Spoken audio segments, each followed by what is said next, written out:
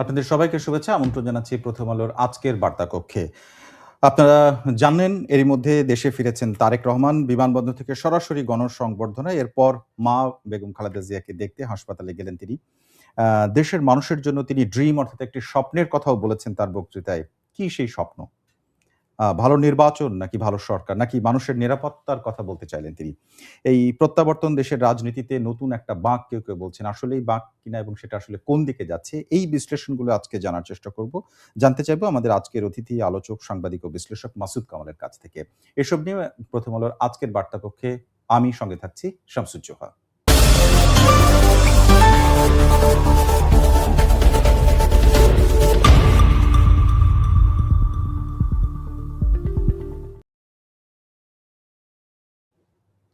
চলে যাচ্ছে আজকের অতিথির কাছে সরাসরি সাংবাদিক ও বিশ্লেষক মাসুদ কামালের কাছে। আপনাকে স্বাগত। অনেক ধন্যবাদ। প্রথমে যেটি আমি বলছিলাম যে তারেক রহমান দেশে ফিরেছেন, এটিই মূলত তার ফেরাটা নিয়ে আলোচনা করব। একসময় মাত্র কদিন আগেও অনেকে বলেছেন যে তিনি হয়তো আসবেন না বা শঙ্কা প্রকাশ করেছেন অনেকে। কিন্তু শেষ পর্যন্ত আসলেন এবং নির্বাচনের আগেই এলেন। এটি বিএনপির দলের বাইরে বাংলাদেশের পুরো রাজনীতির এমন একটা সময় আসলেন যখন অন্তর্বর্তী সরকার, কোনো রাজনৈতিক সরকার দেশে নাই এবং তিনি যখন চলে গিয়েছিলেন সেটিও তখন কোনো রাজনৈতিক সরকার ছিল না। তো এটি আপনার কাছে কোনো বার্তা দিচ্ছে কিনা বা কি বার্তা দিচ্ছে? না, এটা সময়টা আসলে তখন গিয়েছিলেন, তখন রাজনৈতিক সরকার ছিল না, এটা যেরকম একটা মানে বৈশিষ্ট্য। এরকম আরেকটা বৈশিষ্ট্য হলো তখন ওনার দল মানে ক্ষমতার থেকে নেমে গিয়েছিল। জি। উনি তো কোনো সরকারের সঙ্গে ছিলেন না, না। উনি সরকারের কোনো পদেও ছিলেন না। ওনার দল ক্ষমতায় ছিল এবং ওই দলে উনি খুব পাওয়ারফুল ব্যক্তি ছিলেন। তো তখন ওনাকে যেতে হয়েছিল যে সামরিক যে যাদের প্রশ্রয়ে যে নতুন সরকারটা হয়েছিল তাদের কারণে, এবং উনি তখন মুচলেকে দিয়ে চলে গিয়েছিলেন উনি আর কখনো রাজনীতিতে ফিরবেন না। তো ঠিক আছে, আত্মরক্ষার জন্য, যান রক্ষার জন্য অনেক কিছু দিতে হয়, অনেক কিছু বলতে হয়, উনি গিয়েছিলেন। এখন আবার যখন আসছেন, এখনো কোনো রাজনৈতিক সরকার নেই, কিন্তু এখন আবার অন্য একটা প্রেক্ষাপট, সম্পূর্ণ বিপরীত একটা প্রেক্ষাপট। মানে এখন ওনার দল সামনে নির্বাচন করে ক্ষমতায় যাবেন, এরকম একটা সম্ভাবনার মধ্যে উনি দেশে ফিরলেন। পরিবেশটা এরকম। মানে উনি বেসিক্যালি সরকারের দায়িত্ব নেওয়ার জন্যই এসেছেন, এভাবে আপনি বলতে পারেন। হ্যাঁ, মানুষ সেরকম ভাবছেন হয়তো। আজকে আমরা দেখলাম এয়ারপোর্টে যখন তিনি নামলেন, নামার পরে প্রথম ক্যামেরায় দেখা গেল কিছুক্ষণের মধ্যেই আমরা দেখলাম যে খালি পায়ে তিনি এয়ারপোর্টের বাংলাদেশের মাটিতে পা রাখলেন। তারপরে বাংলাদেশের মাটি হাতে তুলে নিলেন এবং তাকে যে বাসটাতে তোলা হলো সেটিও পূর্ব প্রস্তুতি ছিল বেশ এবং বুলেট প্রুফ বাস। এই যে প্রত্যাবর্তন, এটি তারেক রহমানের জীবন, তারেক রহমানের পরিবারের বাইরে বিএনপির জন্য একটা বড় ঘটনা এবং আবেগের বিষয় সেভাবে দেখা গেছে। কিন্তু এর বাইরে দল হিসেবে তারা নিশ্চয়ই আশার আলো দেখতে পাচ্ছে, যেটি ১৮-১৯ বছর পরে আসছেন। কিন্তু এই সময়ে যে রাজনীতি, যেটা নির্বাচন সামনে, এই নির্বাচনে একটি বড় দল অংশগ্রহণ করতে পারছে না। বিএনপি আগে যেভাবে অংশগ্রহণ করেছে সেই রকম পরিবেশ নেই। আবার বিএনপির সহযোগী হিসেবে আগে জামাত অংশগ্রহণ করেছে তার জোটের একটি দল হিসেবে। এবার তারা প্রতিদ্বন্দ্বী। এই যে ভিন্ন একটা প্রেক্ষাপটে, এটাকে আপনি কিভাবে বিশ্লেষণ করেন? দেখেন, প্রেক্ষাপটটা টোটালি ভিন্ন, টোটালি। হ্যাঁ। আবার ধরেন ব্যক্তিটাও আমি মনে করি ভিন্ন, যদি নামটা একই আছে ব্যক্তিটা ভিন্ন। উনি যখন যান তখন তার সঙ্গে সঙ্গে কিন্তু ওনার যে বিদায়টা, ওই সময় ওনার কিন্তু কোনো অর্জন ছিল না। মানে যেহেতু উনি সরকারি ছিলেন না, উনি এমন কিছু সাধারণ মানুষ, হয়তো ওনার দলের কাছে উনি খুব বড় নেতা ছিলেন, হয়তো দলকে সারা দেশে গড়ে তোলার ক্ষেত্রে ওনার একটা অসাধারণ ভূমিকা তখন ছিল, উনি তখন কিন্তু সারা দেশে ঘুরেছেন। ওটা একটা পজিটিভ দিক হতে ছিল, কিন্তু সাধারণ মানুষের কাছে তারেক রহমানের যাওয়াটা খুব একটা দেশের জন্য, জাতির জন্য ক্ষতিকর ছিল এরকম আমার কাছে তখন মনে হয়নি। তখনও তো আমি দেশে ছিলাম, মনে হয়নি। বরঞ্চ সাংবাদিক হিসেবেই পর্যবেক্ষণ করেছেন। হ্যাঁ, বরঞ্চ তখন ওই সময় তার নামে মানে কিছু আপনার নেগেটিভ কিছু বিষয় তার নামের সঙ্গে জড়িয়ে ছিল। যেমন হাওয়া ভবন ছিল, হাওয়া ভবনে যে লোকগুলি তার সঙ্গে ছিল, এই প্রত্যেকটা লোকের নামে দুর্নীতির অভিযোগ ছিল, প্রত্যেকটা লোকের নামে ক্ষমতার অপব্যবহারের অভিযোগ ছিল। সেই লোকগুলি তার আশেপাশে ছিল। কিন্তু তো সেরকম অবস্থায় উনি দেশ ছেড়ে চলে গিয়েছিলেন এবং যাওয়ার পরবর্তী যে 15-16 বছর, এই সময়টা যারা ক্ষমতায় ছিল, মানে আওয়ামী লীগ, হাসিনা, যাই বলেন না কেন, তারা ক্রমাগত ওই যে হাওয়া ভবন ভিত্তিক যে প্রচারণাটা, সেটাকে তারা নার্সিং করেছেন। হুম, এবং নার্সিং করতে আপনি ভাবেন একটা জিনিস যে শেখ হাসিনা ক্ষমতায় আসলেন 2008-এর শেষ দিকে, জি ধরলাম 2009 থেকে ধরেন আপনি, আর গেলেন কত সালে 2024-এ, 24 আগস্ট। তাই না? তাহলে এখানে তার কিন্তু একটা লম্বা সময় কিন্তু, হুম, এই লম্বা সময় ধরে অনেকের হয়তো মনে করেন তখন শৈশব ছিল, সে এখন যুবক হয়েছে, ভোট দিচ্ছে এখন সে, এখন যার বয়স 18 বছর তখন সে 2-3 বছরের বাচ্চা, মানে তার কোনো রাজনৈতিক মানে তার বোধ ছিল জ্ঞান না। হওয়ার পরে থেকেই সে শুনে আসছে সরকারের কাছে যে তারেক রহমান হাওয়া ভবন খারাপ মন্দ, সে কিন্তু এগুলো শুনে শুনে বড় হয়েছে। জি তো তারেক রহমান কিন্তু বিশেষ করে ইমেজ নিয়ে ফিরেন নাই। উনি যখন গিয়েছিলেন সেই সময় ওনাকে যে নেগেটিভ ইমেজটা ধাওয়া করেছিল এবং যে নেগেটিভ ইমেজটা পরবর্তী 15 বছর এই সরকার সারা দেশের মানুষের মধ্যে ছড়িয়েছিল, সেই ইমেজটা কিন্তু ওনাকেই দূর করতে হবে। মানে তৎকালীন সময়ের মানে আওয়ামী লীগ যেভাবে বলতো আপনি সেটা বলছেন। ওই ইমেজ বলেন, মিথ বলেন, যাই বলেন, ওনার নামে যেটা মানে মানুষের মধ্যে ছড়াইয়ে দেওয়া হয়েছিল সেটা হলো একটা নেগেটিভ একটা মিথ। ওইটাকে কিন্তু ওনাকেই ভাঙতে হবে। এটা কিন্তু ওনার দলের লোকজন বলে ভাঙতে পারবে না। এবং ইন্টারেস্টিং হলো যখন নাকি গত অগাস্টের পরে যখন নাকি আওয়ামী লীগ সরকার চলে গেল এই দেশ ছেড়ে, তখন সারা দেশে বিএনপির বিভিন্ন প্রত্যন্ত অঞ্চলে মাঠ পর্যায়ের নেতাদের মধ্যে যে আচরণ মানুষ দেখেছে, সেই আচরণটাও কিন্তু ওনার রেখে যাওয়া সেই মিথটাকে আবার পুনরুজ্জীবিত করেছে, মানে খানিকটা উস্কে দিয়েছে বলা যায়। উস্কে দিয়েছে। কোনো সন্দেহ, এটা শুনতে ওনাদের খারাপ লাগবে, বাট এটাই রিয়েলিটি। কাজে এখন তারেক রহমানের দুইটা কাজ এখন, মানে ওরা সবচেয়ে এক নম্বর হলো ওনার যে নেগেটিভ একটা ইমেজ সাধারণ মানুষের মধ্যে ছিল আগে, সত্য মিথ্যা নিয়ে কিন্তু আলোচনা করছি না, আমি বলি যে পারসেপশন যেটা ছিল, ইমেজ, সেই পারসেপশনটাকে ওনাকে চেঞ্জ করতে হবে এবং এটাকে ওনার করতে হবে ওনার ব্যক্তিগত জীবনযাপন এবং আচার আচরণের মাধ্যমে। ওনাকে চেঞ্জ করতে হবে। কেবল তাই না, সারা দেশে ওনার দলের নেতাকর্মীরা বিএনপির বিষয়ে সাধারণ মানুষের মনে যে একটা নেগেটিভ পারসেপশন তৈরি করেছে গত 1 বছর 4 মাসে, সেটাও দূর করার দায়িত্ব ওনাকেই নিতে হবে। মানে উনি খুব সুবিধাজনক অবস্থানে কিন্তু নাই। মানে অনেকগুলো চ্যালেঞ্জের কথা বলছেন আপনি। অবশ্যই যে এই অত্যন্ত বড় চ্যালেঞ্জ।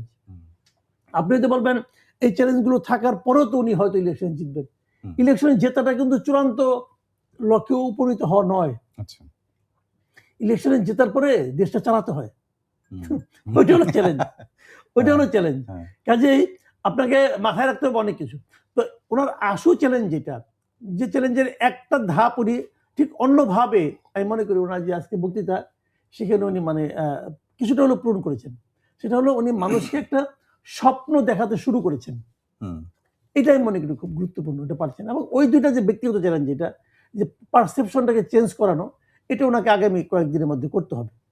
তিনি যে বক্তৃতা এবং প্ল্যানের কথা বলছেন সেটাতে আমার একটা প্রশ্ন আছে আপনার কাছে, আমি আসবো, কিন্তু তার আগে আরেকটা মানে নেমে একটা জিনিস দৃশ্যমান হলো যে আসার আগে সবচেয়ে বড় প্রশ্ন কি ছিল যে তারেক রহমানের নিরাপত্তা নিয়ে কনসার্ন, বিএনপির অনেক নেতারাও বলেছেন, কিন্তু যে নিরাপত্তা বলাইটা আপনি দেখেছেন, বুলেট প্রুফ বাস, তারপরে বিএনপির নিজস্ব একটা সিএসএফ বাহিনী, তারপরে সরকারের যে তৎপরতা যেটা পুলিশ, বিজিবি, আর্মি সবাইকেই দেখা গেছে নিরাপত্তা দেওয়ার জন্য, এটা আপনাকে যথেষ্ট মনে হয়েছে কিনা? এমনকি আমরা দেখলাম টেলিভিশনে দেখা গেল যে তিনি যখন প্রধান উপদেষ্টার সাথে কথা বলছিলেন তখন নিরাপত্তার ব্যবস্থার জন্য ধন্যবাদও জানিয়েছেন, সেটাও সরাসরি শোনা গেছে।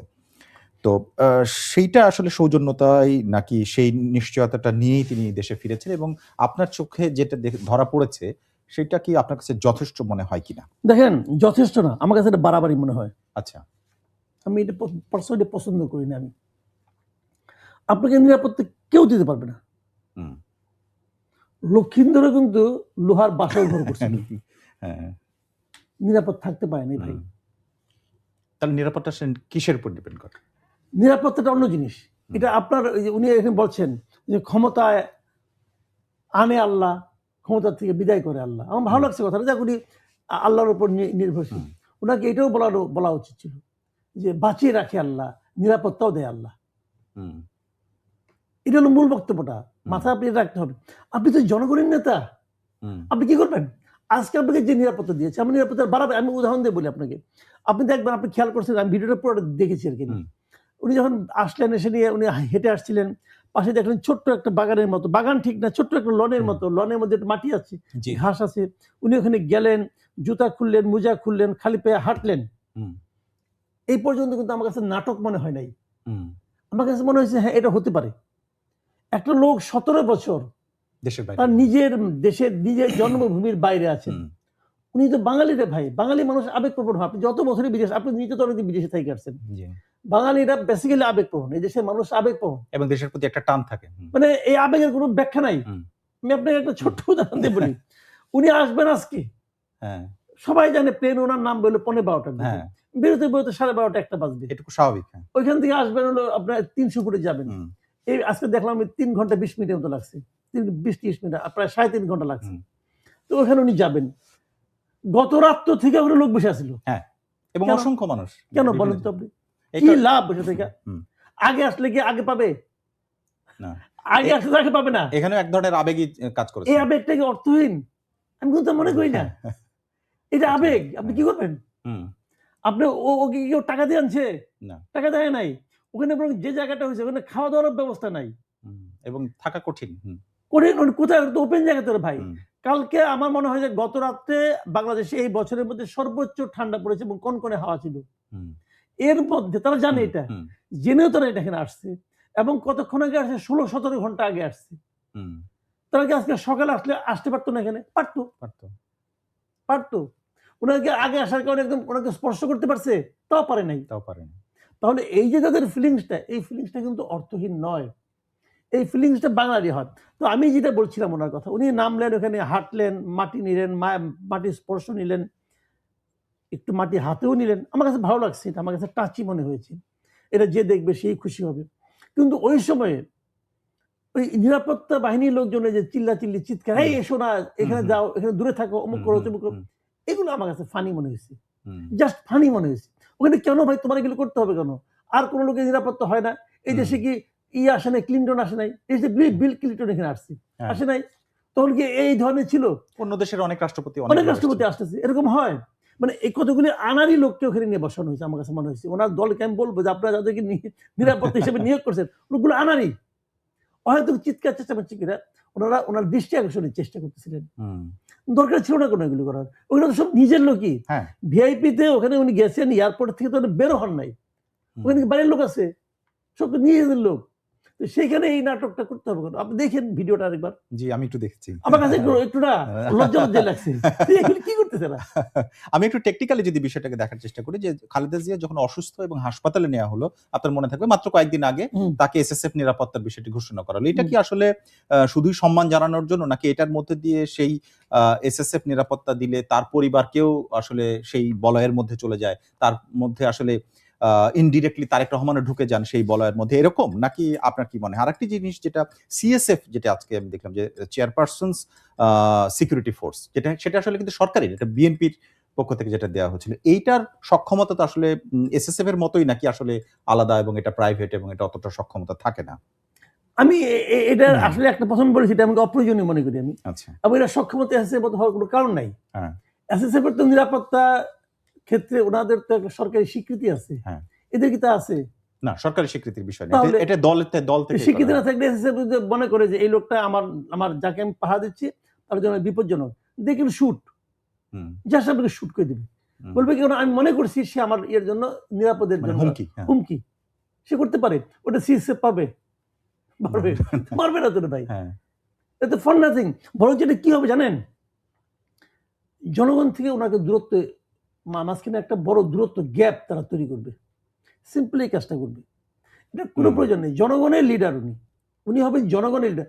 এটা হয় কি জানেন, আমি বলি আপনাকে, ওনার মধ্যে যে কিছুটা ভীতি কাজ করবে না করবে, কিন্তু ভয়টা কি হয়, ভয়টা কিন্তু এমনি এমনি আসে না। ভয় নিয়ে আলোচনা করতে থাকলে ভয় হয়। আপনি দেখবেন একটা জিনিস, আমি একটা সিম্পল একটা উদাহরণ দিয়ে বলি। গ্রামের বাড়িতে যখন আপনি যাবেন, রাতের বেলা গ্রামের বাড়িতে অনেকে হয়তো প্রাকৃতিক কাজ সারার জন্য ঘরে বাইরে যায়, যাওয়া আসা করে, কিন্তু যে রাত্রে ভূত নিয়ে আলোচনা হয়, সেই রাতে যে রাত্রে ভূত নিয়ে আলোচনা হয়, কিন্তু হয় না, ভূতের গল্পটা হয়, তখন ভূতের ভয়টাও বাড়ে। ভূতের গল্প হওয়ার পরে কিন্তু আর কেউ যেতে চায় না, বলে তুমি আমার সঙ্গে একটু আসো। এটা আমার জীবনে বহুবার ঘটছে। এখন ভূত বাবা যদি থাকেন তাহলে দিনেও থাকেন, তো দিনের আলো তো আসে না, তো রাতের বেলায় আসে। কখন আসে? যখন নাকি ভূত নিয়ে আলোচনা হয় তখন আসে। তো ওই গল্পকে তিনিও শুনেন নাকি?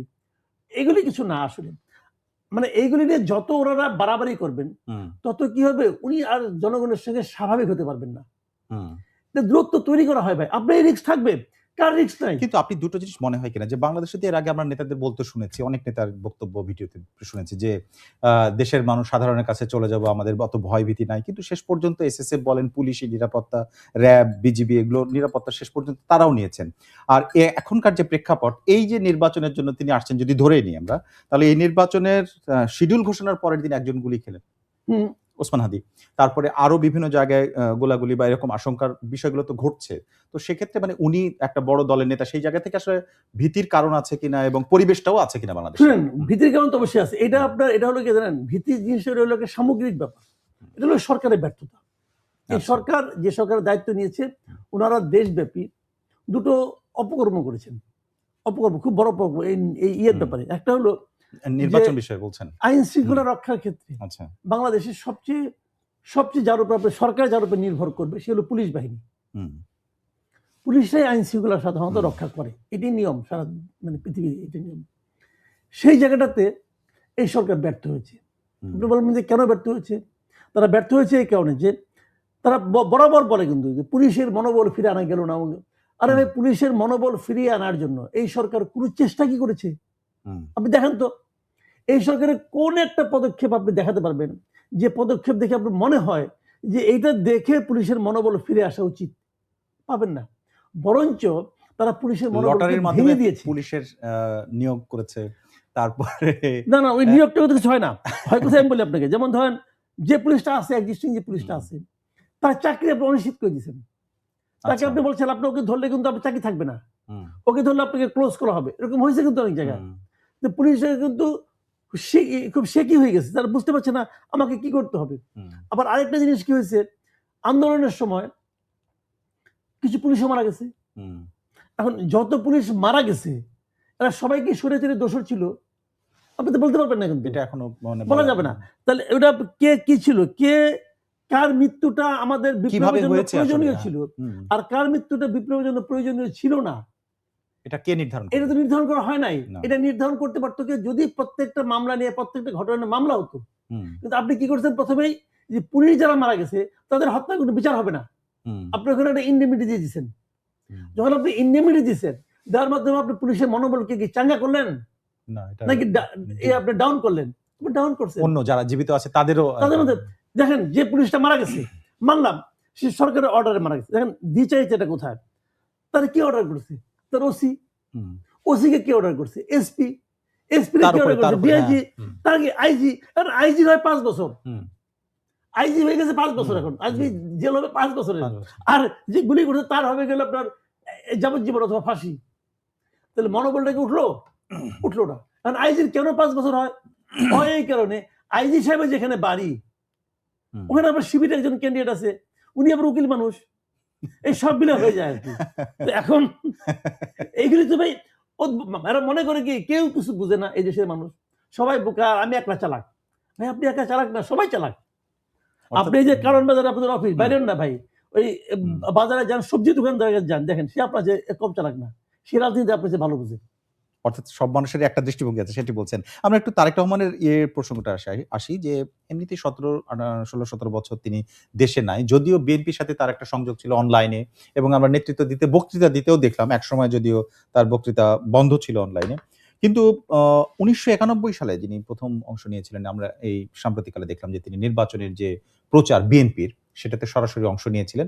তখন তিনি দলের প্রধান ব্যক্তি ছিলেন না, এমনকি ২য় প্রধান ব্যক্তিও ছিলেন না, অনেক পরের লেয়ারে ছিলেন। তখন খালেদা জিয়া ছিলেন প্রধান হিসেবে সারা দেশে মুভ করেছেন, এবং সেবার বিএনপি সরকার গঠন করে। আ কিন্তু এতদিন পরে আসলেন এবং তিনি এখন প্রধান ব্যক্তি। যদিও খালেদা জিয়া প্রার্থী হয়েছেন এবং তিনি এই নেতৃত্ব দিচ্ছেন বিএনপি থেকে বলা হচ্ছে, কিন্তু কার্যত তাকে তো আসলে সামনে পাওয়া, এমনকি আমার মনে হয় না ভিডিও মেসেজ দিতে পারবেন, সেটাও এখন পর্যন্ত আমরা দেখিনি নির্বাচন কেন্দ্রে। সেক্ষেত্রে উনি একমাত্র এবং প্রধান ব্যক্তি, এরকম একটা দৃশ্যমান। সেক্ষেত্রে উনার চ্যালেঞ্জগুলো আসলে বড় মানে পরীক্ষা হয়ে যাচ্ছে কিনা এটার, এবং কি আপনি কয়েকটা উল্লেখ করেছেন এর মধ্যে। শুনেন, এটা একটা বড় পরীক্ষার সামনে আছে। হুম। আছে কি আমি নিজেও মাঝে, মাঝে বলি। আমি গত মানে এই গভর্নমেন্ট আসার হুম। পর থেকে, আগে তো উনার মানে ভিডিও আমরা পেতাম না। অন্তর্বর্তীকালীন সরকার আসার পরে। অন্তর্বর্তী সরকার আসার পর থেকে আমি উনার ভিডিওগুলো দেখি। উনি যে সমস্ত ভিডিও অনলাইনে পাওয়া যায় হুম। সেগুলো আমি দেখার চেষ্টা করি। আমার কাছে উনাকে খুবই ম্যাচিউরড একজন পলিটিশিয়ান মনে হয়। ঠিক আছে? তো উনার একটা নতুন রূপ আমাদের দেশের জনগণ কিন্তু দেখতে শুরু করেছে এবং আগামীতে দেখতে থাকবে।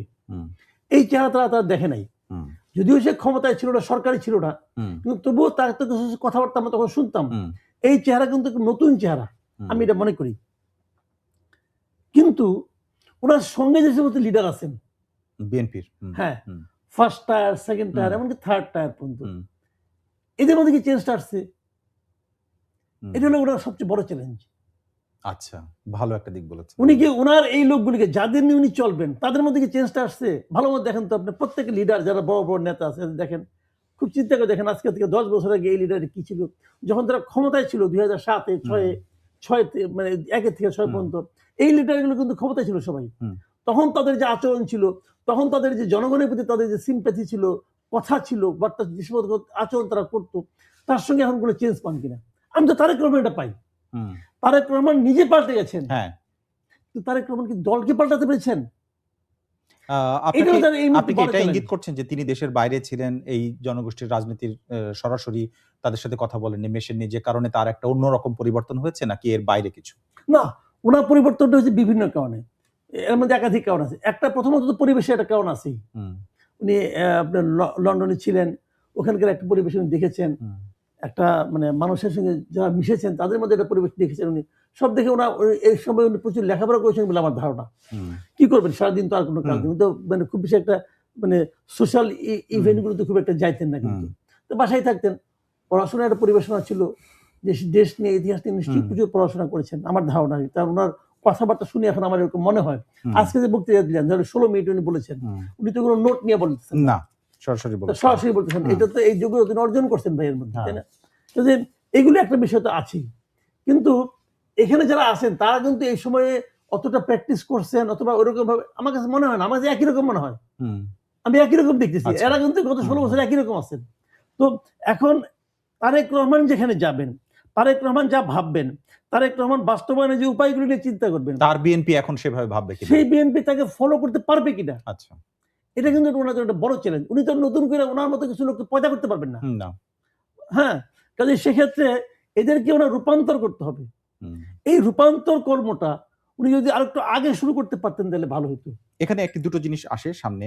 একটি হচ্ছে তারেক রহমান আ যখন আসলেন তার মধ্যে প্রায় সবগুলো না, ৩০০ আসনে না, প্রায় কাছাকাছি ২৭২ টি আসন এর আগে তিনি দিয়েছেন যে কারা, কারা নির্বাচনে প্রতিদ্বন্দ্বিতা করে, মনোনয়ন আরকি। মনোনয়ন নিয়ে তো দলের মধ্যে অনেক ধরনের টানাপোড়েন, এবং আপনি লক্ষ্য করে থাকবেন এর মধ্যে অনেকগুলো জায়গায় যাকে প্রার্থী বিএনপি নমিনেট করেছে তার বিরুদ্ধে স্লোগান দিয়েছে। এই ঘটনাও ঘটেছে। অর্থাৎ তারেক রহমানের সিদ্ধান্তের বাইরে যাচ্ছে কেউ, কেউ। স্বতন্ত্র প্রার্থীর একটা চাপ আছে। কোন দলের কাদেরকে দেওয়া হবে সেটা নিয়ে এক ধরনের চাপ আছে, এবং বিশেষ করে জামাতকে মোকাবেলার ক্ষেত্রে, জামাতকে তো এর আগে বিএনপি মোকাবেলা করেনি, এবার ১ম মোকাবেলা করবে। এই চাপগুলো নেয়ার ক্ষেত্রে আ তারেক রহমান কিছুটা পিছিয়ে যাবেন কিনা? কারণ তাদেরকেও তো তিনি অবজার্ভ করতে বা এখানে কাছে থেকে দেখেননি। উনি দূর থেকে না, আ দূর থেকে মোটামুটি কিছুটা জানেন, একদম জানেন না তা না। হুম, উনি একদম যে অচেনা জায়গায় এসে হুম, পড়ছেন তা না। কারণ আমি যতটুকু জানি উনি একদম মাঠ পর্যায়ে পর্যন্ত কিন্তু নিয়মিত উনার কথাবার্তা হতো। জি, ভিডিও কনফারেন্স উনি করতেন। কাজেই কিছু, কিছু জানেন। কিন্তু জানার পরেও ভুল কিছু হবেই। আচ্ছা। ভুল হবেই কেন, বড় জোর তোর ভাই। হ্যাঁ, মানে বিষয়টা এমন, ভুলটা কখন হয় জানেন? যখন বিষয়টা এমন হয় যে এই মানে এই ধানের শীষ মার্কাটা পাইলেই আমি ইলেক্টেড হয়ে যাচ্ছি। এই যে এই যখন এই ধরনের জিনিসটা মাথার মধ্যে ঢুকে যায়, হুম, তখন কিন্তু মানুষ নানাভাবে চেষ্টা করে। টাকা, পয়সা, অমুক-তমুক দিয়ে নানাভাবে চেষ্টা করে। এখন এই বাজে ডোনেশন যে হইছে, হুম, এখানে কিন্তু টাকা পয়সার লেনদেন কি হয় নাই? হইছে। হুম, এটা কেউ ওনারা তো অস্বীকার করবার হয় নাই। কিন্তু আমি মনে করি হইছে। হুম, কারণ যারা টাকা পয়সা দিয়েছে তারাও তো বলে কিছু, কিছু হুম, হুম, কথাবার্তা। হুম, কিন্তু শুনি। তো কিছু টাকা পয়সা লেনদেন হইছে। লেনদেন হওয়ার কারণে কিছু ভুলভ্রান্তি হইছে। হুম, এবং এই লেনদেনও চলতে থাকবে, ভুলভ্রান্তিও চলতে থাকবে। এবং দলও অগ্রসর হবে। বড় হুম, দলগুলি বাংলাদেশে এটাই হয়। হুম, বাংলাদেশে আগে কিন্তু এরকম হতো না। যেমন 70 ইলেকশন যেটা হয়েছিল, যখন নাকি বঙ্গবন্ধু যখন ছিলেন, তখন কিন্তু এই ধরনের টাকা পয়সার লেনদেনটা হতো না। কিন্তু হুম, এখন হয়। হুম। কারণ এর মধ্যে অনেক কিছু চেঞ্জ হয়েছে। চেঞ্জ হয়েছে। রাজনীতিও চেঞ্জ হয়ে গেছে। রাজনীতির মধ্যে ব্যবসা ঢুকে পড়ছে। হুম। তারপরে একসময় ব্যবসায়ী রাজনীতিকে নিয়ন্ত্রণ করা শুরু করছে। হ্যাঁ, এখন আমরা এই স্তরে আছি কিন্তু। জি। কাজেই সেখান থেকে বেরিয়ে আসা খুব সহজ হবে, এটা সময় লাগবে না। বাট বিএনপিরও সেই ঝুঁকি আছে। এইবারও কিছু, হ্যাঁ, আছে। অনেক জায়গায় এই আছে। আলোচনাটা আগের গভর্নমেন্টের সময় অনেক বেশি হতো। অনেক হুম। বেশি হতে পারে, তখন তো আর কোনো প্রতিদ্বন্দ্বী প্রার্থীও থাকতো না। ছিল না, জি। হুম। যেখানে বেশি হতো। বেশি। কিন্তু এইবারও হইছে। হুম, এবং সে হওয়াটাকে উনি কিভাবে হ্যান্ডেল করেন, সেটা গুরুত্বপূর্ণ। সেটা দেখার ব্যাপার। তবে ওনারা যারা সঙ্গে যারা থাকবেন তারা হয়তো বলবেন যে আমরা এত ব্যবধানে জিতবো যে ২-১টা এরকম বাদ গেলেও কোনো সমস্যা নাই। তারা এগুলো ওনাকে বুঝাবেন আরকি। বাট এই বুঝটা ভালো বুঝ হবে না। আচ্ছা। এটা খারাপ। এবারে আপনি তার বক্তব্য এবং আজকের পুরো ঘটনাটাই খুব ভালো মতো অবজার্ভ করেছেন। বক্তৃতা নিয়ে আপনি এর মধ্যে বলছিলেন। কিন্তু তার বক্তৃতায় তিনি যেটা বললেন যে, "I have a plan" Luther king এর সেই "I have a dream" থেকে নিয়ে সেটার নামও উল্লেখ করেছেন তিনি। আ উম তার যে পুরা ১৬ মিনিটের বা ১৭ মিনিটের যা বলেছেন, তার মধ্যে দিয়ে বাংলাদেশের নিরাপত্তার প্রসঙ্গটা বেশ কয়েকবার এসেছে। সেইটাকেই আসলে বোঝাতে চাইছেন বলে আপনার টেকটা কি আসলে? ফোকাসটা ওদিকে আমার নাকি ফোকাসটা আপনি অন্য অন্য জায়গায়। কোন দিকে আমার ফোকাসটা অন্য জায়গায়। আমি বলি আপনাকে। জি। নিরাপত্তাটা তো উনি বলবেনই। কারণ উনি যে এই বিপুল নিরাপত্তা পাচ্ছেন অথবা নিচ্ছেন, এটাকে জাস্টিফাই করার জন্য ওনাকে নিরাপত্তার কথা উনি বলছেন। এটা নিয়ে আমার কোনো বক্তব্য নেই। ওনার মানে স্টাইল, ওটা আমি বলব না। আমি যে জায়গাটাতে একজন সাধারণ মানুষ হিসাবে যে জায়গাটা আমাকে আশাবাদী করেছে, সেটা আমি বলি। সেটা হলো উনি ওনার প্ল্যানের কথা বলেছেন, পরিকল্পনার কথা বলেছেন কিন্তু। পরিকল্পনাটা কি তা বলেন নাই। না। ওনার মধ্যে একটা পরিকল্পনা আছে এটা বলেছেন। আমি ধারণা করি এই পরিকল্পনাটা ক্রমশ প্রকাশিত হবে আগামী ১-১.৫ মাসে। এটা আমি ধারণা করি। কিন্তু সবচেয়ে যেটা আমার কাছে খুবই আমাকে আশাবাদী করেছে সেটা হলো উনি বলেছেন যে উনার এই পরিকল্পনা বাস্তবায়নের জন্য সকলের সাহায্য লাগবে। বলেছেন। জি। এবং সেটা উনি বলেছেন যে আপনার লিঙ্গ, ধর্ম, বর্ণ নির্বিশেষে এবং দলমত নির্বিশেষে বলেছেন। জি। দলমত যখন বলছেন তখন আমি আশাবাদী হয়েছি। কারণ আমি দেখেছি আওয়ামী লীগের আমলে, আওয়ামী লীগের শেষের ১৪-১৫ বছর এই সময়টাতে আওয়ামী লীগ উনাদের দল ছাড়া আর কোনো দলকে মানতেই চান নাই। অন্য দল নাই। অন্য দল হলো এই দেশে থাকবে না তারা। এমনকি বিএনপির প্রতি, জামাতের প্রতি ওনাদের যে মনোভাব ছিল, পুরো মনোভাবটা ছিল দেশটাকে আসলে বিভক্ত করার একটা রাজনীতি ওনারা করছিলেন। আমি আশা করেছিলাম এই অন্তর্বর্তীকালীন সরকার যেহেতু কোনো দলের প্রতিনিধি না, অতএব এরাও সেই পুরো জাতিকে ঐক্যবদ্ধ করার একটা প্রক্রিয়াতে অগ্রসর হবে। কিন্তু ওনারা ওই ১৫ বছরে তারা যা করছে তার চেয়েও তীব্রভাবে দেশটাকে বিভক্ত করার চেষ্টা করছে এই ইউনূস সরকার। তার বিপরীতে উনি এসে সবার সাহায্য চাচ্ছেন। এবং প্রথম দিনেই আমার কাছে মনে হয়েছে এই জায়গাটা যে আমার জন্য এটা আশাবাদ ব্যক্ত করে আপনার আমার মধ্যে জাগায় যে উনি সবাইকে নিয়ে দেশটাকে নিয়ে অগ্রসর হতে চান এবং এটি হলো যে সবচেয়ে কার্যকর। আপনি একটা অংশকে বাদ দিয়ে দেশটাকে অগ্রসর করতে পারবেন না রে ভাই। আপনার সবাইকে নিয়ে দেশটাকে অগ্রসর হতে হবে এবং এই ইঙ্গিতটা উনি একাধিকবার দিয়েছেন এই বক্তৃতায়। এর মধ্যে কি একটা মানুষের আমরা সবাই মিলে দেশ গড়বো এই কথাটা তো আসলে মানুষ মুখেও বলে, এটা কথার কথাও বলে, অনেকের সময় শুনেছি, দেখেছি আমরা যে কেউ আসলে কথার কথা বলেন, এটা আসলে মানে আপনি কি কনভিন্সড যে উনি আসলে এটাই ভাবছেন, এরকম মনে হয়েছে? এটা তো প্রথম বক্তব্য। হ্যাঁ, প্রথম বক্তব্য আমি ভাববো এটা যদি আগামীতে ওনার কর্মকাণ্ড সেরকম না পাই তাহলে একটু কম ভাববো। আচ্ছা, যদি আরো কম পাই তখন সন্দেহ করবো। আচ্ছা, এটা হবে। কিন্তু প্রথম বক্তব্য তো প্রথম বক্তব্যের পরে ওনার কাজটা দেখি আমরা। ভাই আমার কাছে পরিষ্কার কথা, আপনি জাতিকে বিভক্ত জাতি কখনো অগ্রসর হতে পারে না, পৃথিবীর কোথাও পারে না। জাতিকে ঐক্যবদ্ধ করতে না পারলে আপনি পারবেন না। আমি তরুণদের কথা তিনি বলেছেন, অনেকের কথা বলেছেন। আমি একটু প্রসঙ্গে আসতে চাই, সেটা হচ্ছে আগামীকাল ২৬ এবং ২৭ তারিখের যে কর্মসূচি সেটা ঘোষণা করা হচ্ছে। যেমন জিয়াউর রহমানের মাজারে তিনি শ্রদ্ধা জানাবেন, জাতীয় স্মৃতিসৌধে যাবেন। এই সমস্ত খুব স্বাভাবিক এবং একটা দলীয় প্রটোকলের জায়গা থেকে এই সমস্ত ভাবা যায়। কিন্তু তার পরের দিনে আমরা দেখলাম যে জুলাই আহতদের পঙ্গু হাসপাতালে দেখতে যাবেন, শরীফ ওসমান হাদির কবর জিয়ারত। এটার মধ্যে দিয়ে আসলে ২৪ এর যে স্পিরিট এবং তার যে সম্পৃক্ততা যারা, তাদের আসলে ভোটটা ধরতে পারাই বলি, আর ভোটের রাজনীতিই বলি, বা তাদের মানসিকভাবে কাছে থাকা, টাচ পাওয়া, সেটাই বলি। এইটা অ্যাড্রেস করতে চেষ্টা করেছেন কিনা কর্মসূচির মধ্যে দিয়ে? না, এটা হলো কি আমি বলি আপনাকে, ভোটের ব্যাপারে যেমন আছে এরকম ইমোশনের ব্যাপার আছে কিন্তু একটা। ইমোশনের ব্যাপারটা কিরকম, যেমন ধরেন জুলাইয়ের আন্দোলনে যে হলো, এই আন্দোলনে সবচেয়ে বেশি ফোকাস আমরা এই পর্যন্ত দেখলাম কে পেয়ে গেছে, শরীফ ওসমান হাদি পেয়ে গেছে। কারণটা কি, এটা হলো অতি সাম্প্রতিক ঘটনা এবং এই ঘটনাটা মর্মান্তিক ভাবে হয়েছে, এই জন্য এবং একেবারে গুলি করে।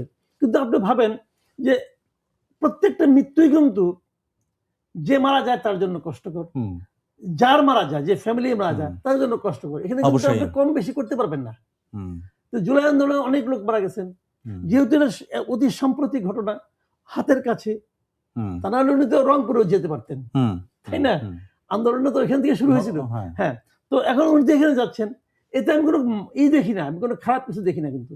এবং উনি পঙ্গুতে দেখে যাচ্ছেন, এটাকে আমি কিছু খারাপ দেখি না। এখন আপনি যদি বলেন ওইটা করলো, এটা করলো না কেন, ওইটা করলো, সেটা করলো না কেন, আপনি সারাদিন বলতে পারবেন, এটা কোনো শেষ নাই কিন্তু। শেষ নাই। কাজে উনি মানে র্যান্ডম স্যাম্পলিং করে হয়তো দুইটা নিছেন, বাট আমি মনে করি এই উদ্যোগটা ভালো। এটা ভালো মানে কি, উনি তো আসলে ওই যে কথাটা বললাম, উনি যদি সকলের নেতা হতে চান তাহলে এটাই সবচেয়ে ভালো পদ্ধতি।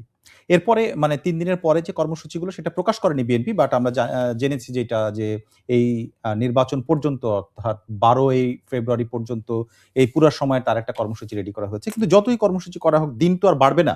এই সময়ের মধ্যে যদি নির্বাচন হয় তাহলে যেটি অনুমান করা যায়, আগে একজন বড় দলের বড় নেতার বিভিন্ন জেলায় যে ভোট চাওয়া, তাদের কমিটমেন্ট গুলো জানানো, যে রেওয়াজটা আমরা আগে দেখেছি, এটা তো সবগুলো জেলায় সবগুলো আসনে যেটা তিনি করতে পারবেন না। সেক্ষেত্রে এটা আসলে তার আশারা এটা পুষিয়ে নিয়ে অন্য কোনোভাবে আপনার মনে হয় কিনা যে এমনকি একদিকে তিনি গেলেন আরেকদিকে খালেদা জিয়া যাবেন, সেই দৃশ্যের সুযোগ নাই। তিনি যতটা অসুস্থ। এখানে আমি এটা যেটা আসলে মনে করি, ভূমিকা নির্বাচনী প্রচার শুরুর আগে উনাকে একবার উচিত হবে ওনার পুরো দেশটাকে ঘুরে দেখা, পুরো দেশের মানুষকে জানান দেওয়া যে আমি এসেছি, এবং এটা ফিজিক্যালি জানান দেওয়া উচিত। আমি ওনার বাবা যখন ক্ষমতা নেন, উনি যখন মানে প্রেসিডেন্ট হননি, প্রধান সামরিক প্রশাসক যখন ছিলেন, তখন আমি স্কুলে পড়ি, মাত্র স্কুলে পড়ি, হ্যাঁ তখন স্কুলে মাত্র পাস করেছি আর কি, ইন্টারমিডিয়েট পড়ি, ফার্স্ট ইয়ারে পড়ি। আমার মনে আছে আমি যে উপজেলায় থাকতাম সেই উপজেলায় স্কুলের মাঠে উনি গেছেন, উনি যাচ্ছিলেন। উনি কিন্তু কোনো মিটিং এরকম কোনো বড় মঞ্চ করে করেন নাই, কিন্তু এমনিতে ছোট কোনো আয়োজনেই ছোট এমনি ওদিক দিয়ে যাচ্ছিলেন উনি, যাওয়ার পথে দাঁড়িয়ে একটা পথসভার মতো করে উনি বক্তৃতা দিচ্ছেন। আমি তাকে 10 হাত দূর থেকে দেখছি। আচ্ছা, আমি তখন স্টুডেন্ট ছিলাম, কিন্তু হ্যাঁ এটা আপনার মনে আছে? আমার মনে আছে, ওরা কিন্তু আমাকে টাচ করেছে। এখন আমি তখন যে বয়সে ছিলাম, ওরকম বয়সের অনেক লোক আছে দেশে, অনেক আছে না?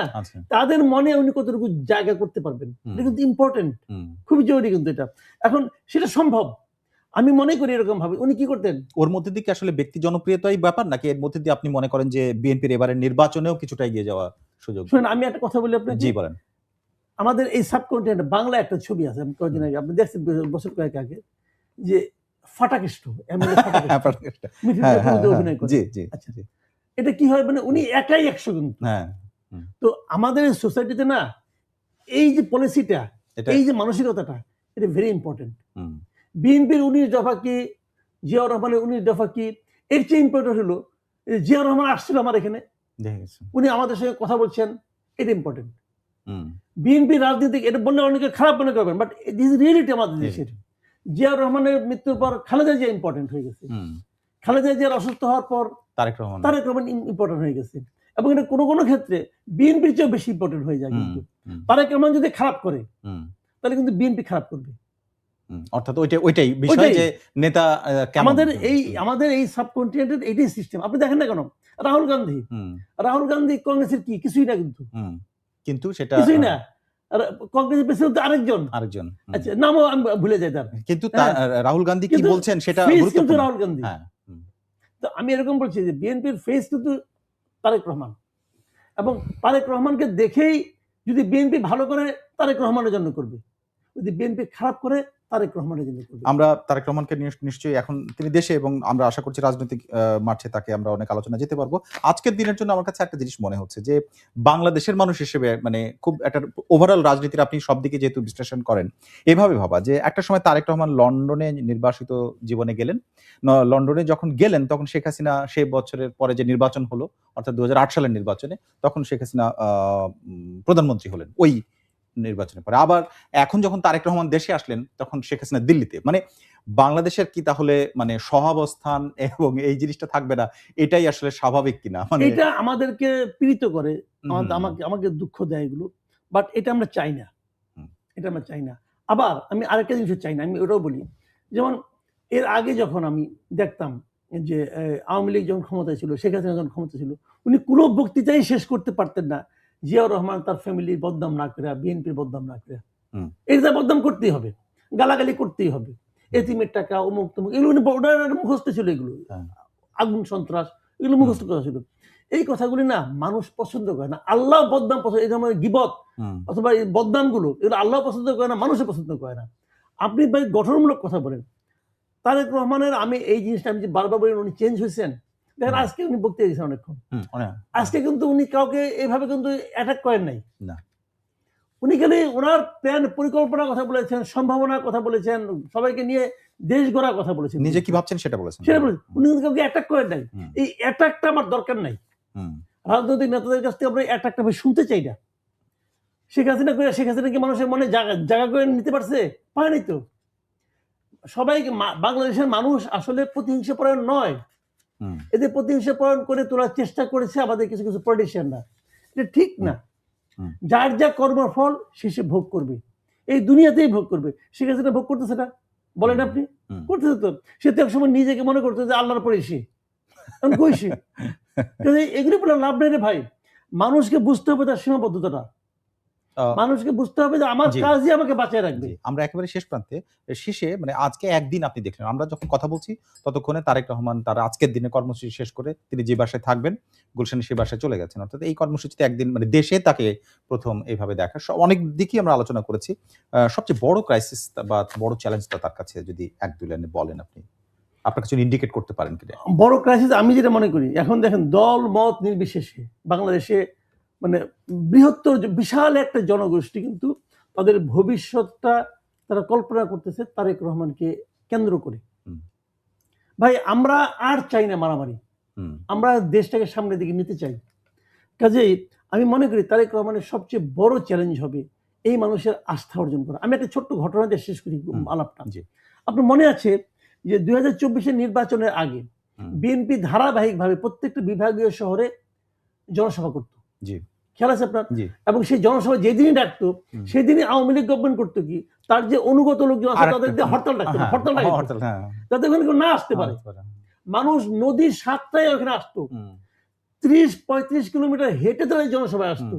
কি একটা আকাঙ্ক্ষা নিয়ে আসতো না? আসতো। এই যে তাদের আকাঙ্ক্ষা, যখন তারা জনসভা থেকে ফেরত যেত তখন কি সে আকাঙ্ক্ষাটা নিয়ে ফিরতে পারতো? ওই আশাবাদ নিয়ে ফিরতে পারতো? পারতো না। পারতো না এই কারণে তারা জনসভা ডাকতো, মানুষ আসতো এই কারণে, মানুষ অতিষ্ঠ হয়ে গেছিল, তারা একটা মুক্তির পথ খুঁজতো। ওই নেতারা সেখানে বক্তৃতা দিয়ে মুক্তির পথ দেখাইতে পারতো না, তারপর তারা হতাশ হয়ে যাইতো কিন্তু। এবং তার হতাশার ফল আমরা দেখেছি বিভিন্ন সময়। মানুষ বিরক্ত ছিল আগের গভর্নমেন্টের উপর, সেই বিরক্তির আরেকটা জায়গায় এসে শেষ করতে পারছে। আমারও আজকে বক্তব্য তারেক রহমানের যেটা সবচেয়ে বড় চ্যালেঞ্জ, এই যে বিপুল লোকজন আপনাকে দেখার জন্য, আপনাকে অভ্যর্থনা জানানোর জন্য, আপনাকে তার প্রতি আপনাদের তাদের ভালোবাসা প্রকাশের জন্য আসলো, এই ভালোবাসা কিন্তু আপনার মাথার উপর বোঝা হিসেবে থাকবে। এই বোঝাটাকে আপনি কিভাবে নার্সিং করবেন, এটাকে আপনি কিভাবে ফুলফিল করবেন, এটা হলো আপনার মূল চ্যালেঞ্জ। অনেক অনেক ধন্যবাদ মাসুদ কামাল ভাই আপনাকে আজকে সময় দেওয়ার জন্য। অনেক ধন্যবাদ আপনাকে। দর্শক, আমাদের সঙ্গে আজকে ছিলেন সাংবাদিক ও বিশ্লেষক এবং আজকে দেশে সারা দেশের মানুষের কাছে রাজনীতির এই আলোচনাটা এবং যে তারেক রহমানের দেশে ফেরা এবং প্রথম দিন সেটি মূলত সামনে রেখে আমরা আলোচনা করেছি এবং নানা দিকেই গেছে রাজনীতির এরকম নানা আপডেট এবং বিশ্লেষণ জানতে আমাদের সঙ্গে থাকুন। দেখুন প্রথম আলোর এই আয়োজন বার্তা কক্ষ রবি থেকে বৃহস্পতিবার পর্যন্ত এই সময় prothomalo.com, প্রথম আলোর ইউটিউব, ফেসবুক সহ সোশ্যাল মিডিয়ার সবগুলো প্ল্যাটফর্মে। আজকে যারা আমাদের সঙ্গে ছিলেন আপনাদের সবাইকে ধন্যবাদ।